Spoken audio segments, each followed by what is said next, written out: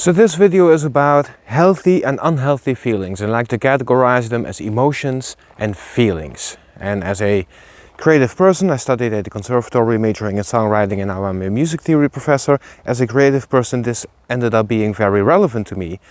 Although I mostly learned about this in my relationship with my girlfriend, and where we had to deal with these things and heal our unhealthy patterns. So, I distinguish these two types of feelings as emotions and feelings. Now, emotions are the little kid inside of you, the remnants of your childhood, and they tend to be very loud and they tend to point the finger.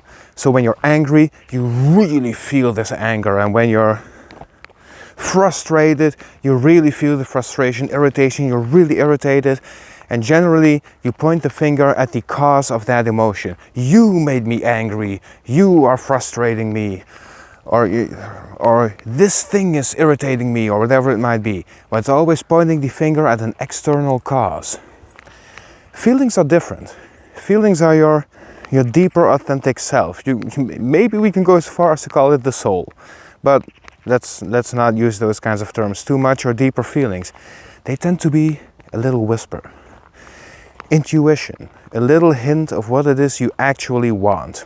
Feelings tend to be the more emotionally mature part of yourself. They tend to take responsibility for what's happening, and instead of victimizing yourself, you're basically saying, oh, if I had done this or that different, I wouldn't be experiencing this problem. Okay, so how does this play out? Well, if my girlfriend and I get frustrated with each other, we tend to be frustrated with the other person, pointing the finger. Why are you like this? Why are you not cook as much as I do? Why don't you want to spend time with me? Why don't you, frustrations. And luckily, we've gotten to a point where we don't actually believe those emotions. We just know that this is what we are experiencing right now, and we try to navigate that together. And if you manage to take responsibility for your own emotions while being emotional, then the magic happens. So that might give me a reason to start wondering, what did I do to make me frustrated with you? And if you're doing that, you're suddenly asking this adult part of yourself, what happened to the child part of yourself? And this has to do with the relationship with yourself. When the little kid inside of you didn't get what it needed in childhood, the adult part of you has to now be the parent or the best friend or whatever the case may be in that specific situation. And it takes a lot to be able to do that while the other person is emotional as well and wants to point the finger at you. But the script can be flipped. So I might be doing that to her, which I don't like doing that, and I think I shouldn't, but I'm still learning, I'm only human. What ends up happening when I notice that I'm frustrated or angry or anything else, and I do take responsibility for that, suddenly this anger sort of dissolves, and I'm no longer pointing the finger at her, and I'm sort of calming down. It's like the adult part of me telling the child inside of me that, hey, it's going to be okay, I'm here, we're going to work through this, you're heard, you're loved, and this causes the entire tone of the conversation to shift. Suddenly, if I'm taking responsibility, I can be there for her and for her emotions. And what really helped me navigate this is make a difference between feelings and emotions. Am I emotional?